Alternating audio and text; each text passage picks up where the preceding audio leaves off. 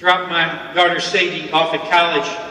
It was tough saying goodbye to her, moving her to Nashville, Tennessee, 3 hours away. She's my youngest daughter. It was a tough goodbye. I cried. She may have cried. I'm not certain. But I said to her when I left, I said, honey, I know you're going to be tempted. You're going to miss your dad. You're going to want to come home. I said, you cannot come home for the first couple of weekends, maybe even the first 3. It's really important for you to get acclimated. She said, okay, fine. I drove off into the sunset. 2 weeks went by. She didn't come home. 3 weeks went by. She didn't come home. She was having so much fun. The 4th week, she didn't come home.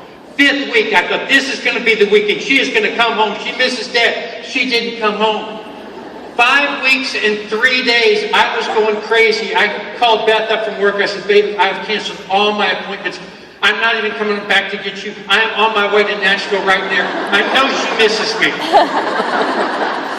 And so I hopped in the car. I drove 3 hours. When I got to Nashville, I got a bouquet of flowers. And I pulled up and I parked outside of her dorm, and I sent some girl up. I said, will you go knock on her door? She knocked on her door. She came back down. She said, she's not answering. I go, okay. So I go outside. I text one of her friends. I said, hey, where is Sadie Bugs? She's asleep in her room. Oh, well, somebody tried to wake her. Well, I'll get her. I said, just tell her to look out her window. And so, sure enough, she went and awakened Sadie. She looked out the window, and there I am standing out on the lawn holding these flowers. Doofus Dad waving at her. She groggily looks at me, waves back. And I wish you could have seen the male students walking past, because they're singing. They're like, hey, find somebody your own age, old man. Don't hit on our girls, right? So Sadie sends me a text, and she says, I'll be down in the lobby in just a couple minutes. I'm going to throw some jeans on. And I went in that lobby.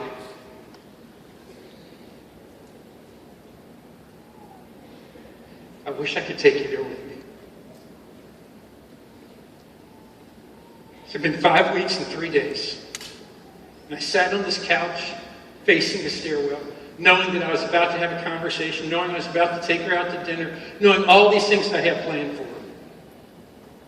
It seemed like a really long time, but it was probably only 3 minutes. My heart was about to beat out of my chest. She came bounding down the steps. She came running over to me, and she embraced me. And I held her so tightly. Today I want you to know, that's the way your Heavenly Father sees you. And for some of you, it's been 5 weeks and 3 days, and He is longing to hold you. He is longing to communicate to you. He is longing to have a conversation with you. And He said, just come to me. All you who are weary and late, I will give you rest. He just says, just come to me, that's it. And it doesn't matter if you need healing. It doesn't matter if you need hope. It doesn't matter if you're discouraged in the present. It doesn't matter if you have sins from the past. Jesus sees you for who you can become. And my challenge to you today is this, that you will see and that you will hear Jesus. You will see Him with that embrace that He awaits to give you. And you will hear His voice saying to you, daughter, don't forget that. Women of faith. God bless you.